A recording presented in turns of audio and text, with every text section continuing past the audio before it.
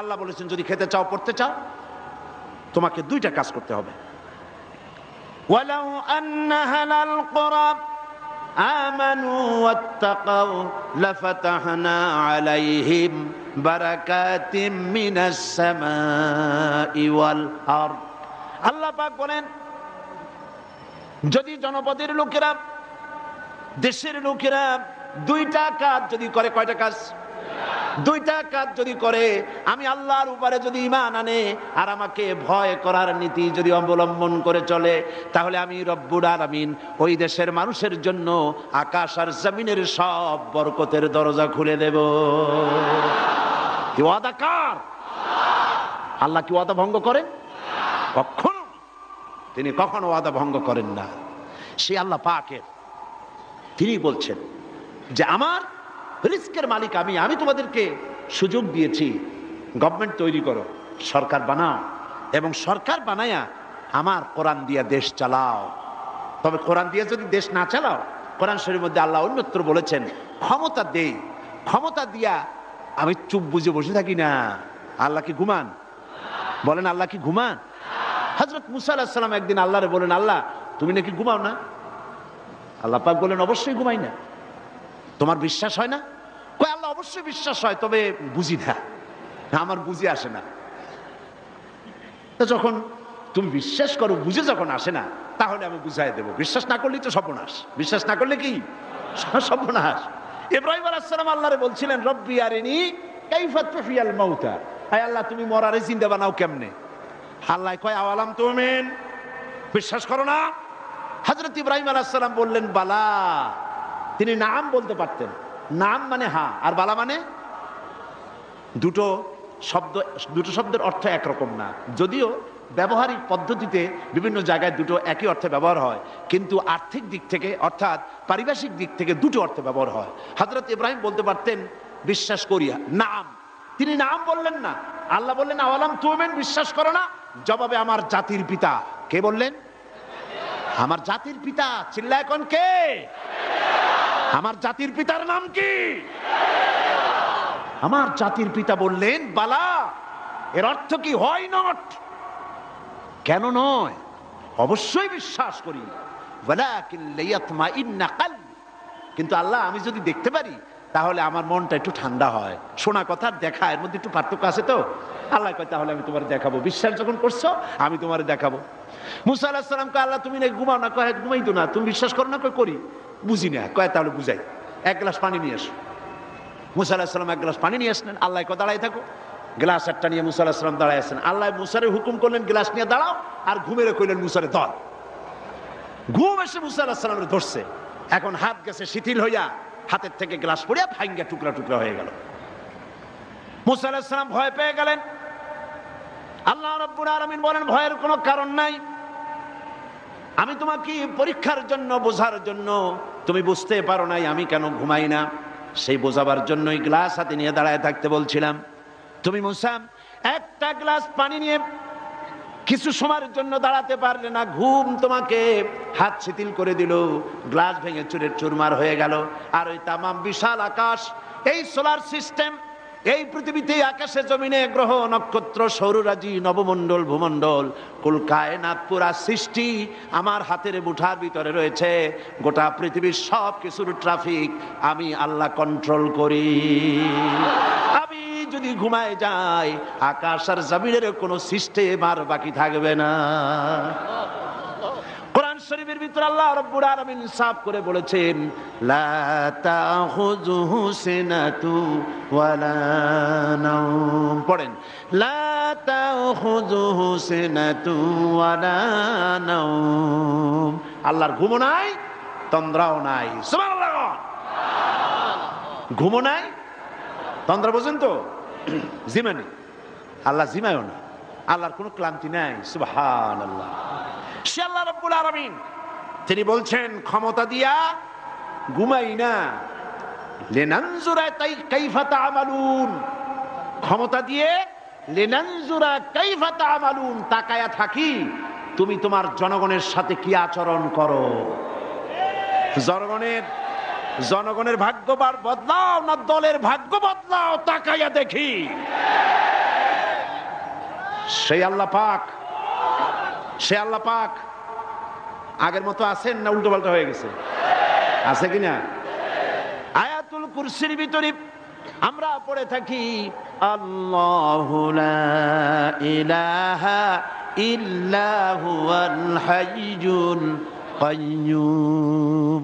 আল্লাহ ছাড়া কোনো ইলাহ নাই, তিনি চিরজাগ্রত, তিনি তিনি চিরঞ্জীব। যেমন ছিলেন তেমন আছেন, তেমন সুবহানাল্লাহ। এখন আল্লাহ পাক কি বলছেন? উদখুলু ফিস সিলমে কাফা। যারা ঈমান আনছো, আমরা ঈমান আনছি কিনা? আচ্ছা, আমি একটু ঈমানদারদের সংখ্যাটা দেখি, কতজন ঈমান আনছি। আলহামদুলিল্লাহ। হাত নামান, হাত নামান, হাত নামান। আমরা সবাই ঈমানদার, আমরা সবাই কি? তো ঈমানদারদেরকে আল্লাহ পাক বলছেন উদখুলু ফিস সিলমে, পরিপূর্ণরূপে দাখিল হয়ে যাও। কিসের মধ্যে? সিলমের মধ্যে। আত্মসমর্পণ করো, সারেন্ডার্ড হয়ে যাও। আমাদের জাতির পিতা হযরত ইব্রাহিম আলাইহিস সালামকে আল্লাহ রাব্বুল আলামিন অর্ডার করলেন আসলিম, সারেন্ডার করো। আসলিম, সারেন্ডার করো। কাকে বললেন? জাতির পিতাকে। কাকে বললেন? জাতির পিতা হওয়া এত সোজা নয়। গোটা মুসলিম মিল্লাতের পিতা, তাকে পরীক্ষা দিতে হয়, ইমানের পরীক্ষা, হাবিজাবি ফালতুর পরীক্ষা না। কিসের পরীক্ষা? ইমানের পরীক্ষা, আগুনের পরীক্ষা। নিজের কলিজার টুকরা সন্তান আল্লাহকে খুশি করার জন্য জবাব করার পরীক্ষা। এরপরে জাতির পিতা হওয়া যায়। মানুষের উপরে জাতির পিতা চাপাই দিলে জাতির পিতা হয় না। জাতির পিতা আল্লাহ বানান। কে বানায়? চিল্লায় কও, কে বানায়? ওই আল্লাহ পাক বলছেন, আমি ইব্রাহিম আলাইহিস সালামকে বললাম আসলিম, সারেন্ডার করো, মাথা নত করো, আত্মসমর্পণ করো। আমার জাতির পিতা ইব্রাহিম আলাইহিস সালাম একটা প্রশ্ন তুললেন না যে আল্লাহ কোন কোন ব্যাপারে আমি আত্মসমর্পণ করব, কোন কোন ব্যাপারে আমি সারেন্ডার করব, কোনো প্রশ্ন নাই। আমার রব তিনি বলেছেন আসলিম। আমার জাতির পিতা এক সেকেন্ড দেরি না করে সঙ্গে সঙ্গে বলেছেন আসলামতু লিরাব্বিল আলামিন। পড়েন আসলামতু লিরাব্বিল আলামিন। সারেন্ডার্ড হয়ে গেলাম, আনকন্ডিশন, কোনো শর্ত ছাড়াই, বিনা শর্তে, বিনা প্রশ্নে আমার রবের সামনে আমি আমার মাথা নত করে দিলাম। সুবহানাল্লাহ। আল্লাহ তারে গোটা বিশ্বের নেতা বানাবেন, গোটা বিশ্বের কিয়ামত পর্যন্ত মুসলমানদের জাতির পিতা বানাবেন। সেই জন্য আল্লাহ পরীক্ষা নিতে চাইলেন, জাতির পিতা তোমারে বানাবো, তবে তোমার ইমানটা কেমন তা একটু টেস্ট করা দরকার। আল্লাহ টেস্ট করলেন, ফালাই দিলেন আগুনের মধ্যে। আগুনের ভিতরে ফালানো হচ্ছে। হযরত জিবরাইল বলছেন ইব্রাহিম আমার কাছে সাহায্য চাও, আমি আগুন থেকে তোমারে বাঁচায় দেব, আমার কাছে সাহায্য চাও। চতুর্দিকে লোকেরা দাঁড়ায় দেখতেছে, আগুনের ভিতরে এখনই পড়ে যাবেন। কোন মানুষ এমন আছে এইভাবে করে আগুনে সহজে পড়তে পারে, যিনি জানেন আমি পুড়ে যাব, ওনার পরিণতি কি হবে, আগুনে পড়বেন কি পড়বেন না, তা তো ইব্রাহিম আলাইহিস সালামের জানা ছিল না, ঠিক কিনা? কিন্তু তিনি জিবরাইলের প্রশ্নের জবাব দিলেন, তার প্রস্তাবের জবাব দিলেন। জিবরাইল গো, আমি তোমার কাছে সাহায্য কেন চাইব? আমি তো এমন কোন অন্ধ আল্লাহর ইবাদত করি না যে আল্লাহ তার বান্দার দুঃখ দুর্দশা নিজের চোখে না দেখেন। আমার আল্লাহ তো অন্ধ নন। তবে আমি আগুনে পুড়ে গেলে, আগুনের ভিতরে আমি পুড়ে ভস্ম হলে আমার রব যদি খুশি হয়ে যান, তাহলে আমি আমার রবকে খুশি করার জন্য 1000 বার পড়তে রাজি আছি। ঝট করে পড়ে গেলেন আগুনের ভিতরে। ইমানে তিনি পাস করলেন, ফার্স্ট ক্লাস, ফার্স্ট হয়ে গেলেন ইমানের পরীক্ষায়। আমার আল্লাহ রব্বুল আলামিন ইব্রাহিম দড়ি ছিঁড়ে আগুনের ভিতরে পড়ার আগে রব্বুল আলামিন আগুনের প্রতি নোটিশ করে দিলেন, ইয়া নারু কুনি বারদাও ওয়া সালামান আলা ইব্রাহিম। আগুন আমার ইব্রাহিমের জন্য শান্তিদায়ক ঠান্ডা হয়। সুবহানাল্লাহ। শান্তিদায়ক ঠান্ডা হয়। এমন ঠান্ডা হইল, আগুন তো জ্বলতেছে, কিন্তু ইব্রাহিমের পছন্দ তো দূরের কথা, গায়ের জামাও পড়ে নাই। সুবহানাল্লাহ। এ হলো জাতির পরীক্ষা, জাতির পিতা ইমানের পরীক্ষা।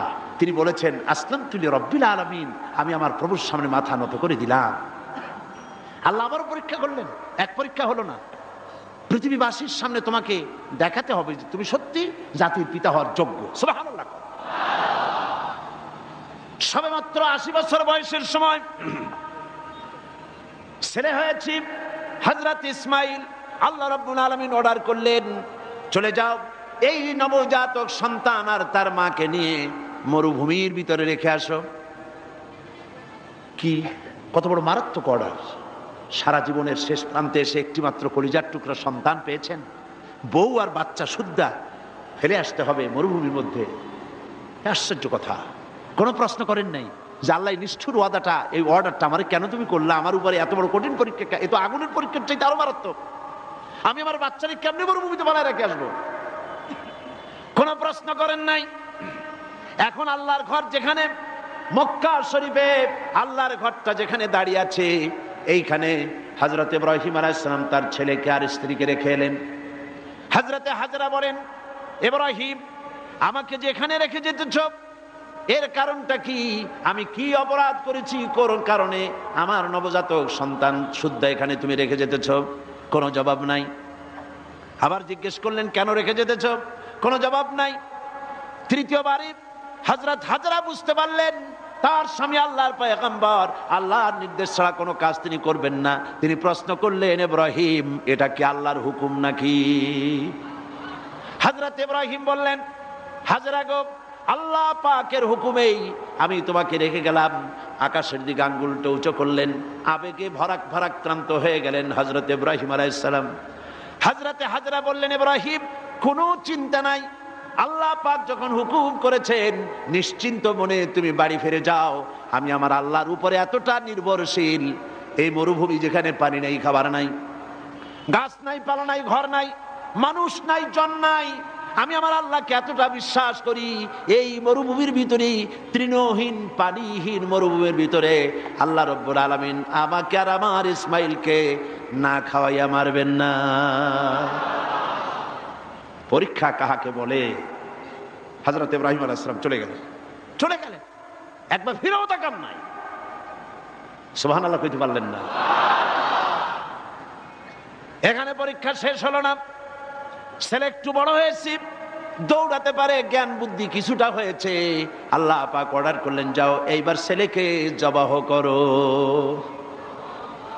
এ পরীক্ষা আগুনের পরীক্ষার চাইতে সহজ নাকি? সুবহানাল্লাহ, সুবহানাল্লাহ। জাতির পিতা হযরত ইব্রাহিম আলাইহিস সালাম একবারের জন্য বলেন নাই, রব্বুল আলামিন এত বড় কঠিন হুকুম আমি কিভাবে পালন করব, তুমি আমার প্রতি দয়া করো, আমাকে শক্তি দাও, সাহস দাও, কিচ্ছু বলেন নাই। হুকুম হয়েছে, চলে গিয়েছেন। ছেলেকে কাছে ডেকে বললেন, ইন্নী আরা ফিল মানাম আন্নী আযবাহুক ফানজুর মাযা তারা। ইয়া বুনাইয়া, হে আমার কলিজার টুকরা সন্তান, আমি স্বপ্নে দেখেছি আমি যেন তোমাকে জবাহ করছি। ফানজুর মাযা তারা, এখন তুমি বলো তোমার মত কি, তোমার রায় কি? হযরত ইসমাইল আলাইহিস সালাম বাপ পয়গম্বর, ছেলেও কি পয়গম্বর হয়ে যাবেন। ছোট্ট ছেলে হযরত ইসমাইল বলছেন, ইয়া আবাতি ফাআল মা তু'মারু সাতাজিদুনি ইনশাআল্লাহু মিনাস সাবিরিন। হে আমার পিতা, হে আমার সম্মানিত পিতা, ইফআল মা তু'মারু, আপনি সেটাই করুন যেটার প্রতি আপনি আদিষ্ট হয়েছেন। ওই বাচ্চা ছেলে বুঝতে পেরেছে আমার পিতার স্বপ্ন স্বপ্ন নয়, নবীদের স্বপ্ন ওহীর সমান। ইয়া আবাতি ফাআল মা তু'মার, আল্লাহ পাক আপনাকে যে আদেশ করেছেন আপনি তা পালন করুন। সাতাজিদুনি ইনশাআল্লাহু মিনাস সাবিরিন, অবশ্যই আপনি আমাকে ধৈর্যধারীদের মধ্যে পাবেন। সুবহানাল্লাহ। এই পরীক্ষাও হযরত ইব্রাহিম আলাইহিস সালাম পাস করলেন না, করেন না? করছেন কিনা? আল্লাহ পাক বলছেন দেখো ব্যাপারটা কি হলো। হযরত ইব্রাহিম তো জানেন না যে ছেলে জবাহ হবে না, আর ছেলেও জানে না যে সে জবাহ হয়ে যাবে না, কথা ঠিক কিনা? হযরত ইব্রাহিম আলাইহিস সালাম ছেলেকে জবাহের জন্য প্রস্তুতি নিলেন।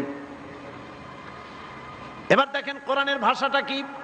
আল্লাহ পাক বলছেন ফালাম্মা আসলামা ওয়া তাল্লাহু লিল জাবিন। ফালাম্মা আসলামা উদখুলু ফিস সিলমে কাফা, সেই সিলমুন এখানেও সেই সিললাম এখানেও আসছে আসলামা। ফালাম্মা আসলামা, যখন তারা বাপ বেটা দুজনেই আনুগত্যের মস্তককে অবনত করে দিল। হযরত ইব্রাহিম দিলেন, আল্লাহর হুকুমের সামনে মাথা নত করে ছুরি হাতে নিলেন, আর হযরত ইসমাইল পিতার হুকুমের সামনে আল্লাহর হুকুম অনুযায়ী গলাটা পেতে দিলেন। ফালাম্মা আসলামা ওয়া তাল্লাহু লিল জাবিন, গলাটা কাট করে দিলেন। হযরত ইসমাইল বললেন আব্বা একটি কাজ করুন, আমাকে জবাহ করার আগে আমার হাত পা একটু ভালো করে বেঁধে দিন, আর আপনার নিজের চোখটাও একটু ভালো করে বাঁধেন, কারণ আমি আপনার একমাত্র সন্তান। আমাকে জবাহ করতে গেলে আমার গলার উপরে যখন ছুরি ধরবেন আপনার কলিজায় মায়ার উদ্রেক হয়ে যেতে পারে। চোখটা বেঁধে নেন আর আমার হাত পা বাঁধেন, যাতে করে আমার হাত পা আপনার গায়ে না লাগে। আর আমি মরে যাও, আমি জবাহ হয়ে যাওয়ার পর আমার রক্ত মাখা জামাটা নিয়ে আমার মাকে দিয়ে দিবেন, আর বলবেন ইসমাইলের সঙ্গে কিয়ামতের দিন তোমার সঙ্গে দেখা হয়ে যাবে।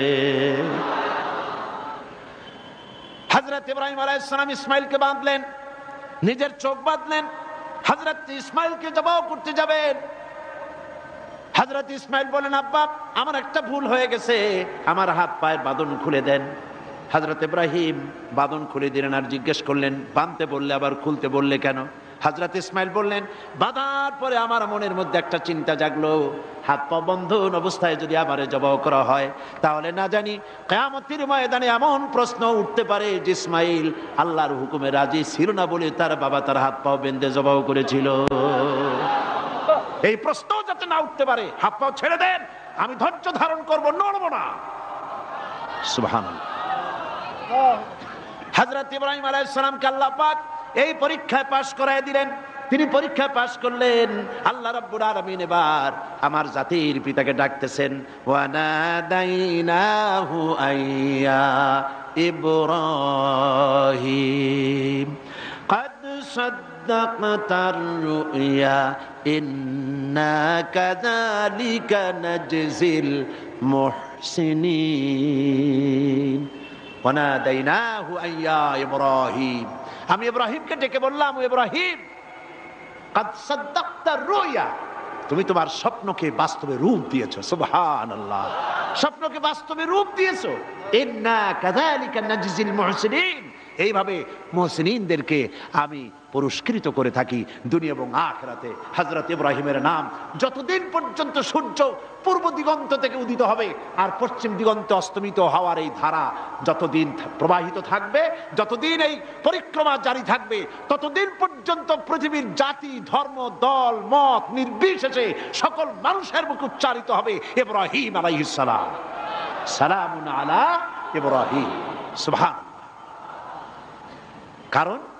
কারণটা হচ্ছে আল্লাহ পাক বলেছিলেন আসলিম, ইব্রাহিম আলাইহিস সালাম বললেন আসলামতু লিরাব্বিল আলামিন, আমি আমার প্রভুর সামনে আমার মাথাকে নত করে দিলাম। এটাই মুসলমানের কাজ, মুসলমানকে আল্লাহ পাক শেখাচ্ছেন। قل إن صلاتي ونسكي ومحياي ومماتي لله رب العالمين। পড়েন আমার সাথে, قل إن صلاتي ونسكي ومحياي ومماتي لله رب العالمين। আল্লাহ পাক বলেন বলো, কাদেরকে বলতেছেন? আমাদেরকে। কাদেরকে? বলো বলো। ইন্না সালাতি, নিশ্চয়ই আমার নামাজ, ওয়া নুসুকি, আমার কুরবানি, ওয়া মাহইয়ায়া, আমার বেঁচে থাকা, ওয়া মামাতি, আর আমার মরে যাওয়া কার জন্য? লিল্লাহি রাব্বিল আলামিন। সবকিছু পরওয়ারদিগার, তামাম বিশ্বের তামাম জাহানের পালনেওয়ালা রব, তার জন্য আমার বেঁচে থাকা, আমার মরে যাওয়া, আমার নামাজ, আমার কোরবানি সব কার জন্য? চিল্লায় কোন কার জন্য? আল্লাহ পাকের জন্য। এই কথাই আল্লাহ পাক বলছেন, উদখুলু ফিস সিলমি কাফা, পরিপূর্ণরূপে ইসলামের মধ্যে দাখিল হয়ে যাও। একটু আধটু না।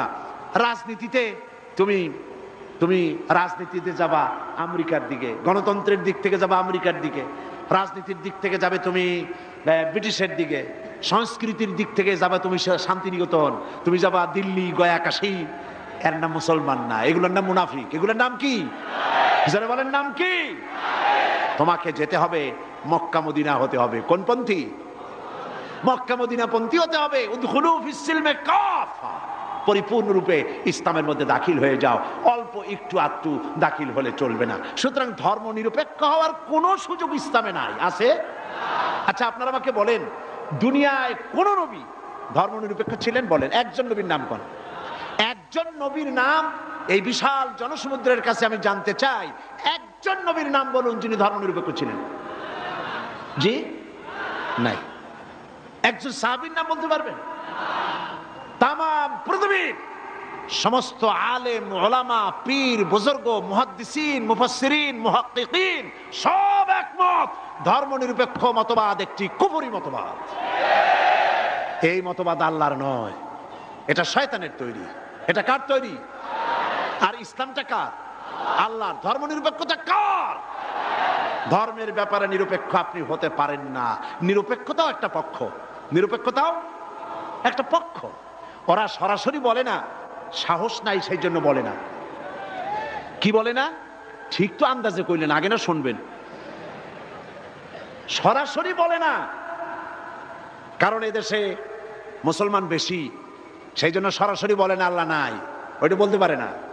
বলে যে আল্লাহ আছে, তবে তাদের জায়গাটা একটু সীমাবদ্ধ। কোথায়? এই জাতীয় মসজিদ বাইতুল মুকাররম, তাও তার পাশে যে ফাউন্ডেশন আছে ও দূর আর যাবে না।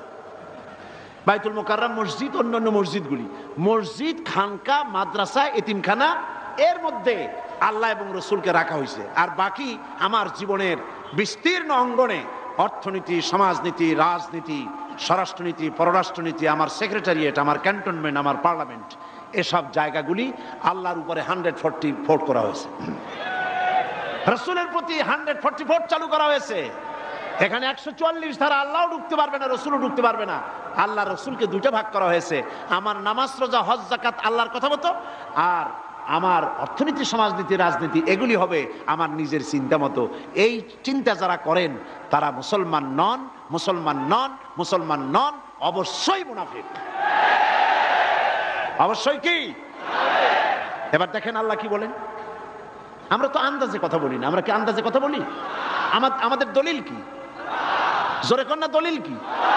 আমার নবী বলেছেন, মান ক্বালা বিহি সাদাকা, আমার কোরআন, আমার আল্লাহর কোরআন দিয়া যারা কথা বলে, মান ক্বালা বিহি সাদাকা, কোরআন দিয়ে যারা কথা বলে তারাই সত্য কথা বলে। কারণ কোরআন হলো আল্লাহর কিতাব। ওয়ামান আসদাকু মিনাল্লাহি কিলা, আল্লাহর চাইতে সত্যবাদী আর কে হতে পারে? আল্লাহ পাক বলছেন, আফাতুমিনুনা বিবাদিল কিতাবি ওয়া তাকফুরুনা বিবাদ, তোমরা আল্লাহ পাকের কিছু কথাকে মানবে আর কিছুকে করবে অস্বীকার। এটাই তো ধর্মনিরপেক্ষতাবাদীদের কাজ, ঠিক কিনা? তারা নামাজ, রোজা, হজ, যাকাত করে কার কথা মতো? বলেন না কার কথা মতো? কিন্তু অর্থনীতি, সমাজনীতি, রাজনীতি এগুলি আল্লাহর কথা মতো করে না। বরং এই কথাগুলি যদি কেউ বলে যে ধর্ম, রাজনীতি, অর্থনীতি, সমাজনীতি, ইলেকশন, ভোট, নির্বাচন, স্লোগান, সমাবেশ সব হতে হবে আল্লাহর কোরআন অনুযায়ী, তাহলে ওরা বলে এরা হচ্ছে মৌলবাদী, এরা হচ্ছে মৌলবাদী। আর এই কথাগুলি প্রচার করার জন্য তাদের পত্রিকার অভাব নাই। আছে? আজকে আমার সামনে এই মাহফিলে হাজার হাজার লোক আছে, কিন্তু টেলিভিশনের সামনে আছে কোটি কোটি মানুষ, ঠিক কিনা? পত্রিকা, 2-4টা পত্রিকা আছে বাংলাদেশে যেগুলি আল্লাহর কথা, ইসলামের কথা মহব্বতের সাথে, জীবনের বিনিময়, জীবনের ঝুঁকি নিয়ে পত্রিকায় তারা প্রকাশ করে, ঠিক কিনা? বাকি শত শত পত্রিকা ঝড়ের গতিতে, টর্নেডোর গতিতে ইসলামের সাথে বিরোধিতা করছে কি না? করছে না? করছে কি না? করছে। এবং এরাই ধর্মনিরপেক্ষতাকে বাঁচায় রাখার জন্য এক শ্রেণীর বুদ্ধিজীবী কবি সাহিত্যিক তৈরি করেছে এবং পত্রিকাগুলি এদেরকে বাঁচায় রাখে, আর ইসলামের সাথে করে চরম কি বিরোধিতা। দেখেন, এইখানে আমি আসার সাথে সাথে একটা প্রশ্ন আমার কাছে আসলো, প্রশ্নটা হচ্ছে, সে লোক বলেছে যে ওয়াজ মাহফিলের আমাদের সমাজে এক শ্রেণীর লোক আছে যারা এই বলে জনগণকে বিভ্রান্ত করছে যে সাইদি সাহেব এবং অন্যান্য বিখ্যাত আলেমগণ ওয়াজ মাহফিলের মাধ্যমে প্রচুর অর্থ উপার্জন করছে। এই সকল লোকদের প্রশ্ন হলো, আলেমগণ নবী ওনার নাজিলকৃত কোরআনের আলোচনার বিনিময়ে কোনো অর্থ উপার্জন করছেন কেন? এই প্রশ্নটির সৃষ্টি হয়েছে কদিন আগে একটি পত্রিকা, ভারতের টাকায় পরিচালিত, আমি নাম বলবো না, আমি তখন কুমিল্লা মাহফিল করতেছি। তারা লিখেছে 3 রাত্র তিনি সেখানে বক্তৃতা করবেন, সন্ধ্যা থেকে ফজর পর্যন্ত ওয়াজ ফরমাইবেন। আমি তো জীবনেও সন্ধ্যা থেকে ফজর পর্যন্ত ওয়াজ ফরমাই নেই কোথাও। তারপরে প্রতিদিন 25,001 টাকা করে নেবেন, 3 রাত্রে 75,003 টাকা তিনি সেখান থেকে গ্রহণ করবেন, পত্রিকায় এসেছে। পরের দিন সেই কমিটি মাহফিলে দাঁড়ায় এর প্রতিবাদ করলো, ঘৃণা জানালো যে কোনোদিন আমরা ওনাকে ধরনের পয়সা করি দেই নেই। জিন্দিগিতে মানুষের সঙ্গে কন্ট্যাক্ট করে চুক্তি করে আমি সাইদি টাকা নিয়েছি, এর প্রমাণ কোন মায়ের সন্তান বাংলাদেশ তো দূরের কথা তামাম পৃথিবীতে কেউ দিতে পারবে না। পত্রিকাগুলি এগুলি ছেপে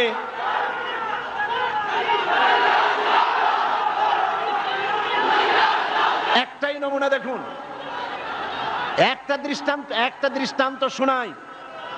আমার একটা নির্বাচনী মামলা চলতেছিল, জানেন কিনা আপনারা?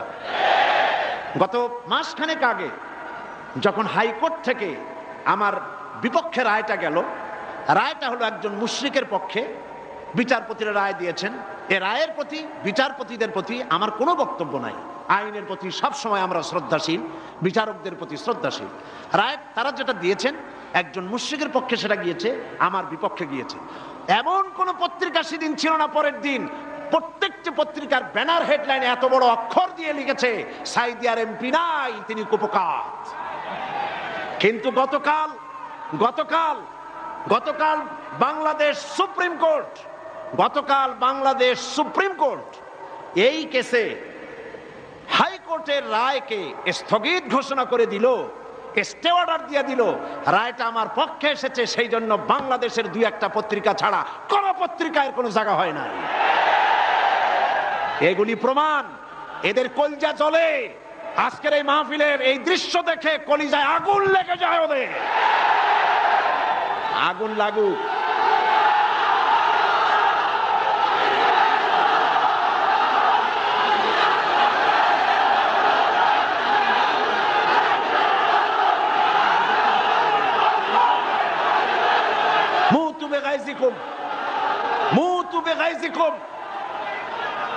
এরা জ্বলতে থাকবে, আর আমার আল্লাহর ফরমান শুনুন। কার ফরমান? ইউরিদুনা লিইউতফিউ নূরাল্লাহি বিআফওয়াহিহিম ওয়াল্লাহু মুতিম্মু নূরিহি ওয়ালাউ কারিহাল কাফিরুন। আল্লাহ পাক বলেন, ওরা চায় মুখের ফু দিয়া আমার আলোকে নির্বাপিত করে দেবে, আমার আলোটারে দুনিয়া থেকে নিভাইয়ে দেবে। আল্লাহ পাক বলেন, ওদের মনের মধ্যে যত জ্বালা পোড়া হোক না কেন, আমার দিনকে আমি, আমার দিনের আলোকে আমি প্রজ্বলিত করে রাখবো, এটাকে আমি পূর্ণতা দান করব। ওদের কলজে যত পুড়ুক, জ্বলতে থাকো, পুড়তে থাকো। তোমাদের চোখের সামনেই এই বাংলাদেশের একদিন আসবে যেদিন তোমাদের নাকের ডগার উপর দিয়ে কালেমার পতাকা করে উঠবে, ইনশাআল্লাহ। বলেন ইনশাআল্লাহ, বলেন ইনশাআল্লাহ। এবার বিশ্বকবি কি বলেন শোনেন। বিশ্বকবি আল্লামা ইকবাল বলেন, সতীজা কর রহা হ্যায় अजल से ताइम रोज, सतीजा कर रहा है अजल से ताइम रोज, चरागे मुस्तफावी से शरारे बुलहबीस। সে আবামান কাল থেকে শুরু করে পর্যন্ত নমরুদ, ফেরাউন, হামান, সাদ্দাত, আবু জাহেলের গোষ্ঠীরা নবুয়তের চারাগকে নিভায়ে ফেলতে চেয়েছে, কিন্তু তাদের হাজারো প্রচেষ্টা সত্ত্বে চেরাগে মুস্তফাবি রাসূল করিম সাল্লাল্লাহু আলাইহি ওয়াসাল্লামের জ্বালানো চেরাগটা টিম টিম করে জ্বলতে রয়েছে। টর্নেডো, গর্কি এবং ঝোড়ো হাওয়ার মোকাবেলা করে জ্বলতে থাকবে ইলা ইয়াউমিল কিয়ামা। কেউ ঠেকাতে পারবে না। পারবে কেউ ঠেকাতে? কেউ ঠেকাতে পারবে না। সুতরাং কোরআন শরীফের কিছু কথা মানবেন আর কিছু কথা মানবেন না, এটার নাম হচ্ছে মুনাফিকি। এটার নাম মুনাফিক। জীবনের সকল ক্ষেত্রে মানতে হবে কার কথা?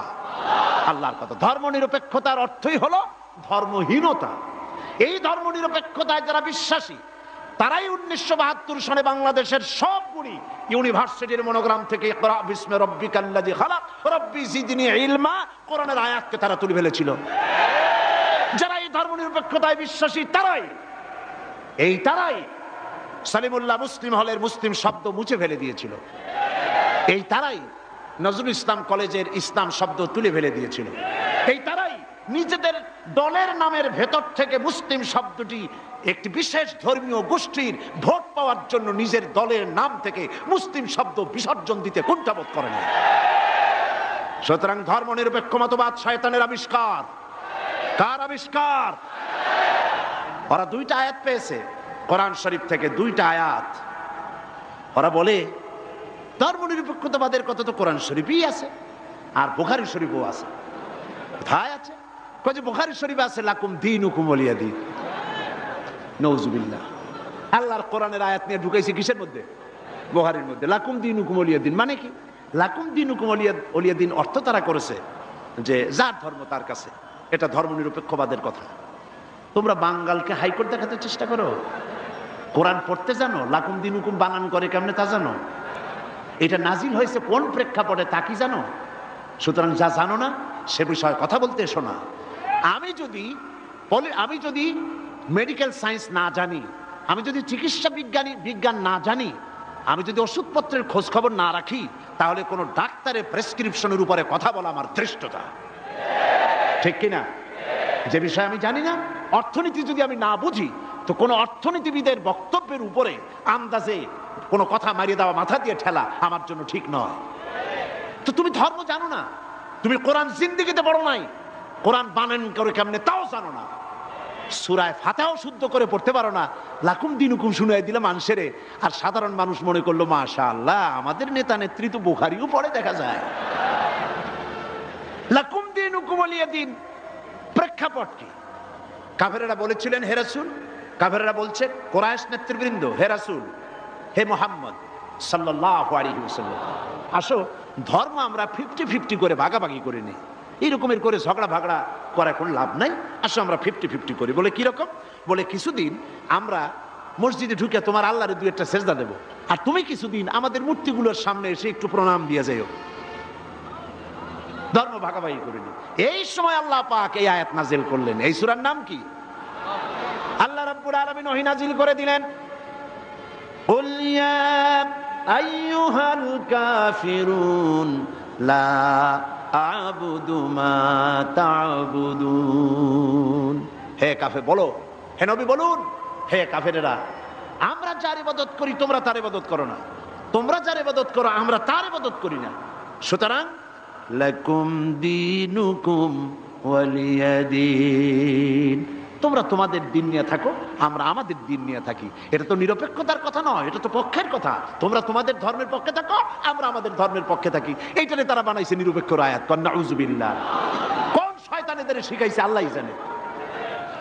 এরপরে আরেকটা আয়াত তারা বেছে নিয়েছে, সেটা হচ্ছে লা ইকরাহা ফিদ্দীন, ধর্মের মধ্যে বাড়াবাড়ি নাই। নামাজও পড়ে না জীবনে, ওদের সে লোকই বক্তৃতা করে কোরআনের আয়াত দিয়া। লা ইকরাহা ফিদ্দীন, সুবিধাবাদ জিন্দাবাদ। লা ইকরাহা ফিদ্দীন মানে কি? ধর্মের ব্যাপারে বাড়াবাড়ি নাই। সেটা কি?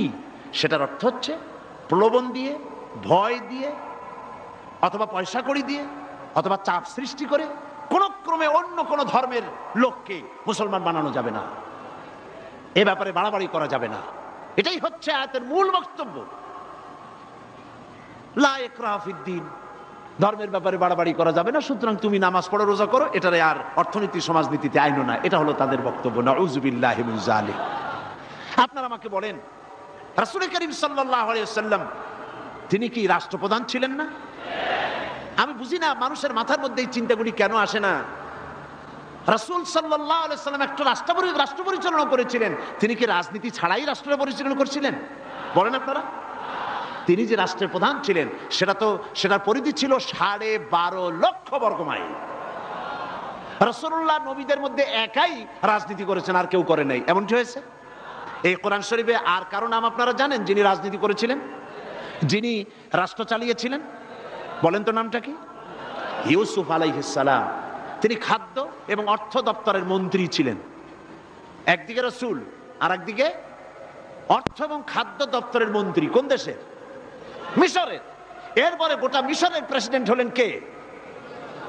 ইউসুফ আলাইহিস সালাম গোটা মিশরের প্রেসিডেন্ট, দাউদ আলাইহিস সালাম প্রেসিডেন্ট, সুলাইমান আলাইহিস সালাম तमाम পৃথিবীর প্রেসিডেন্ট, রাসূল করিম সাল্লাল্লাহু আলাইহি ওয়াসাল্লাম তিনিও প্রেসিডেন্ট। তিনি ইন্তেকাল করার পরে হযরত আবু বকর রাদিয়াল্লাহু তাআলা আনহু সহ সাহাবীরা রাজনীতি ছেড়ে দিয়েছেন নাকি? বলেন ছেড়ে দিয়েছে নাকি?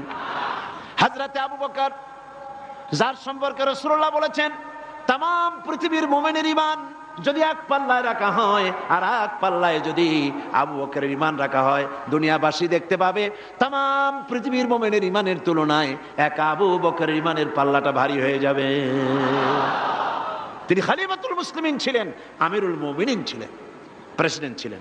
হযরত ওমর রাদিয়াল্লাহু তাআলা আনহু গোটা বিশ্বের অর্ধেকটা পৃথিবীর প্রেসিডেন্ট ছিলেন, যার সম্পর্কে রাসূল বলেছেন লা নবিয়্যা বা'দি ওয়ালা রাসূলা, আমার পরে নবীও হবে না, রাসূলও হবে না।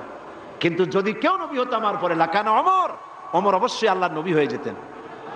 হযরত ওসমান জিন্নুরাইন তিনি প্রেসিডেন্ট ছিলেন।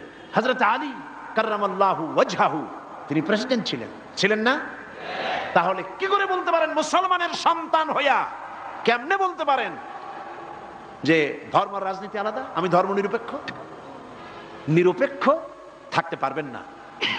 যেমন পথ চলতে গেলে হয় আপনি রাইটিস্ট হবেন, না হয় আপনি লেফটিস্ট হবেন। হয় ডান দিক দিয়ে চলবেন, না হয় বাম দিক দিয়ে। কিন্তু কেউ যদি কয় যে আমি রাইটিস্ট হব না, লেফটিস্ট হব না, আমি মিডিলিস্ট হব, আমি রাস্তার মাঝখানে দাঁড়ায় থাকবো, আমি নিরপেক্ষ, কোনো পক্ষে যাবে না, আমি নিরপেক্ষ রাস্তার মাঝখানে। এখন আপনি ঢাকা চিটাগং হাইওয়ে, মোটরওয়ে, বিশ্ব রোড, এই বিশ্ব রোডের ডান দিকেও নাই বাম দিকেও নাই, যেহেতু আপনি নিরপেক্ষ, আপনি মাঝখানে দাঁড়াইছেন।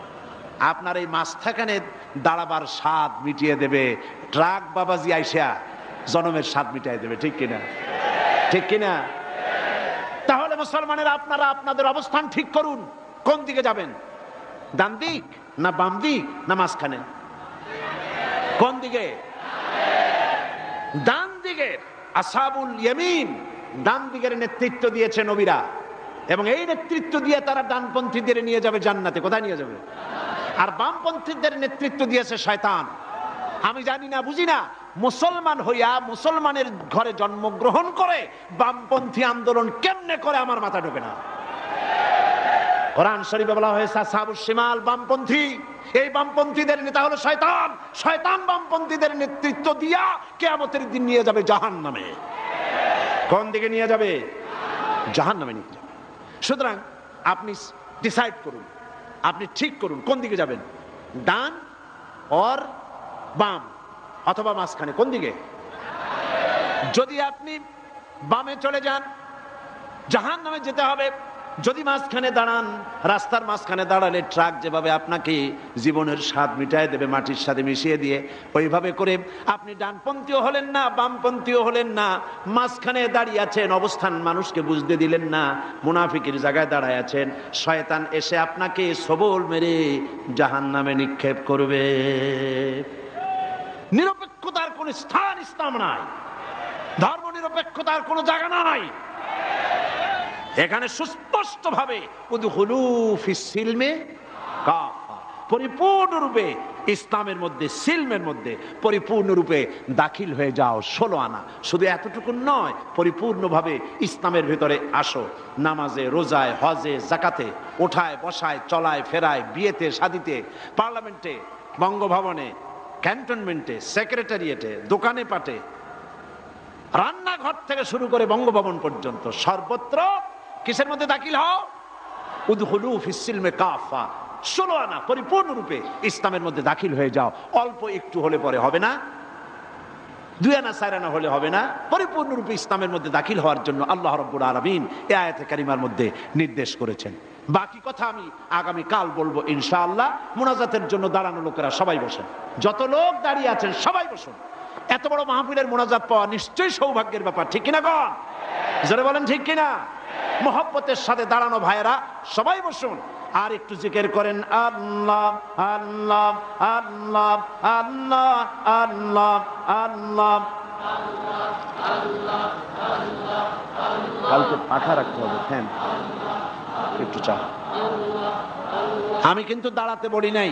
আর মুনাজাতের কথা শুনলে যদি কেউ হাঁটে, এটা কিন্তু আপনার নিজের জন্যই আপনি ক্ষতি করছেন। মুনাজাতে অংশগ্রহণ করা, আল্লাহ পাকের কাছে হাত তোলা, এই হাত তোলা থেকে নিজেকে বঞ্চিত করবেন না। এরপর রব্বানা যালামনা আনফুসানা ওয়া ইন লাম তাগফির লানা ওয়া তারহামনা লানাকুনান্না মিনাল খাসিরিন।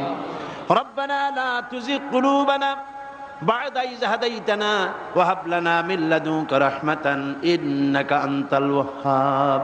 হায় আল্লাহ তাআলা, হাজার হাজার মুসলমান নরনারী পল্টনের এই ঐতিহাসিক ময়দানে কোরআনে কারীমের 3 দিন ব্যাপী তাফসীরুল কোরআন মাহফিলের আজকের এই প্রথম দিনে আমরা তোমার দরবারে কোরআনের আলোচনা করে হাত তুলেছি। মেহেরবানি করে সওয়াবটুকুন জনাবে মুহাম্মদ রাসূলুল্লাহ সাল্লাল্লাহু আলাইহি ওয়াসাল্লামের রূহ মুবারকে পৌঁছায় দাও। तमाम পৃথিবীর মাটির নিচে যত মুমিন মুমিনাত শুয়ে আছেন তাদের আর পরে সব পৌঁছায় দাও। আল্লাহ।